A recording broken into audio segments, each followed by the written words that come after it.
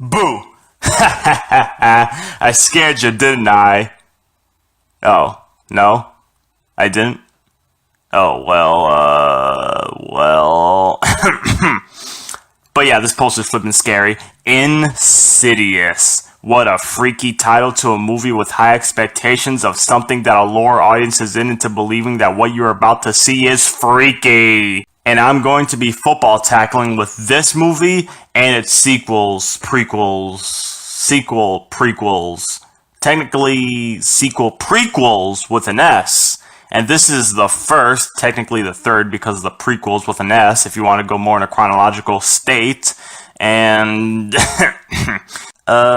great start to the video. Oh god, Insidious demons, what are you doing to me? Well, wish me luck. This is a 4-day Insidious marathon. Starting off with the one that came out first. There, how about we put it like that? It was directed by James Wan. Good old James Wan. He made the film because he wanted to prove to people that he was a great person to work with and that he can make a good scary movie without gore, violence, and things that will involve an audience to need barf bags. Thus comes in Saw, which is a movie that made people afraid to work with James Wan due to its grotesque violence and its crazy nature. So he dubbed it down a bit with Insidious while still having a very scary horror genre to it, unlike the craziness of Saw. But he still left a little Easter egg to mess with people. You can see Jigsaw's face on a chalkboard during a classroom scene, and the name James Wan right by it, meaning that somewhere in that dark brain, Saw still lurks in him. Wow, okay. The plot here has a basic premise with a family being haunted, just with a different twist of events. The intro to the movie is awesome. It lures us in for something very scary. We have the Lambert family with the father Josh being played by Patrick Wilson, who worked with Wan on the Conjuring movies, but this came out first and he's working with him on Aquaman too. So wow, Pat and Wan make a good team. Rose Byrne plays Wilson's wife Renee, who's a stay-at-home mother with a constant crying baby that gets really annoying, and a music piano artist with songs all about her husband that Josh never really listens to because he's a good husband. Their oldest son Dalton is the main victim in the movie. He goes into a coma after hitting his head trying to reach a light bulb for some reason with a red cape, and he botched badly. And he saw something in the dark that we don't see, but it sets Dalton off to scream like crazy. Now he's in a coma, so not a good time to be you, kid. This coma is not an ordinary coma because his vessel had wandered off, and it now opens new vessels such as demons and ghosts to enter his body and be let loose, free into the actual world and out of the spiritual world, or as they call it, the astral dimension. Not the ghost dimension, thank God. But yeah, this is some pretty crazy stuff, and an original idea, and it's a fine one. Most of the scares, on the other hand, are kinda cheap, and by that I mean loud music cheap. What you see with your eyes is scary, yes, but what makes you jump out of your seat is that dang loud music, especially this. How much you want to bet this still gets people because of the loud music? They know what's coming, they expect to see that face, but then they forget, oh yeah, there's loud music and it gets to them. Oh, cheap scares. WTF. A very good one comes when Renee is in the new house because they moved out of the old one, which looked like a very nice house, but shit was going on in that house, and they thought to solve it would be to move out of there, but nope!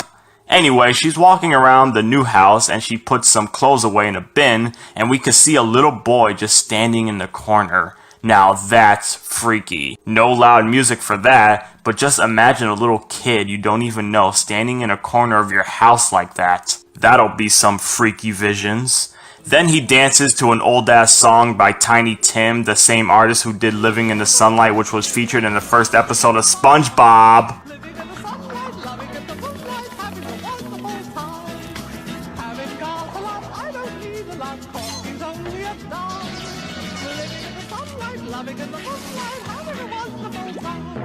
Gee whiz.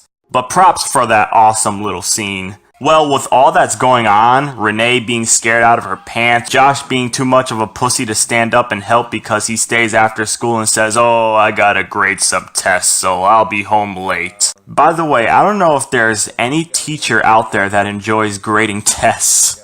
There's a scene where Renee and Josh argue, and next thing, my boy's got the couch. Anyway, we also got a big black wedding dress wearing witch, a bunch of mannequin-like demons, the guy with the top hat, the dancing boy, and the famous red-faced lipstick-wearing demon who looks like Darth Maul, and stole Freddy Krueger's glove and improved it some more. Good God. And in between, we have a boy in a coma. Elise, who is a very skilled demon hunter and can see things no one else can, is called to the scene by Josh's mother Lorraine. She brings along her little stooges, Specs and Tucker, who wear black suits and look like the poor man's version of Samuel Jackson and John Travolta. They're just the laughs of the movie, and they do a good job. Well, it's explained that Dalton's astral body left him and he floated off into what she likes to call the further. Oh shit. And Josh is the only one who could bring him back because as a young boy, he used to travel to the further. And whenever he would get his pictures taken, the old witch bitch would be there with him, getting closer and closer. Hence the reason Lorraine said what she said earlier when she saw a picture of his family. So now Josh has to go to the further to get Dalton back. And this huge climax happens as we see Josh go through shit to get his son back. I'm so glad my body can't go through the further. Jeez, man. He gets Dalton back at least after going through hell and through Darth Maul's evil badass bat cave, or whatever the fuck, and the spirits of the astral world are coming through the real world. That's a good scare too, the hand in the drawer.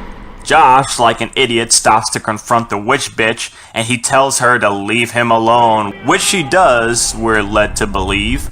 Dalton returns and Josh returns, and the spirits flee away. All seems right until Josh hands Elise a picture of him, and all seems good. Then Elise takes a picture, and Josh goes ape shit. Now, when I first saw this, I thought, God damn, this guy really doesn't like to get his picture taken, does he? Of course, something is wrong, but I just thought he himself was pissed. I mean, would this handsome face not have want his picture taken? Well, he kills Elise and Renee runs around like there's a mouse in her pants, and it's revealed the witch bitch took over Josh. Oh shit. Renee, I'm right here.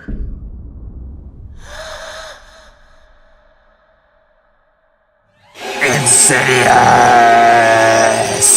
I wonder what happened to the other two kids. It's like when Act 2 comes into play, we never see them again. I guess they just forgot about them and told them to go home. It makes you wonder. But part 2 threw that mystery out the window as if they thought anyone would even question. I enjoyed this one. To me, it's the best one in the series because mostly the first is always the best. Just if you ignore the cheap scares and tactics they use, it can be very enjoyable. Wilson, Byrne, Lynn Shay, who plays Elise, and Barbara Hershey, who plays Lorraine, all do great along with a nice supporting cast, Specs and Tucker, Darth Maul, and so on. First in the series. Technically the third, but first to come out.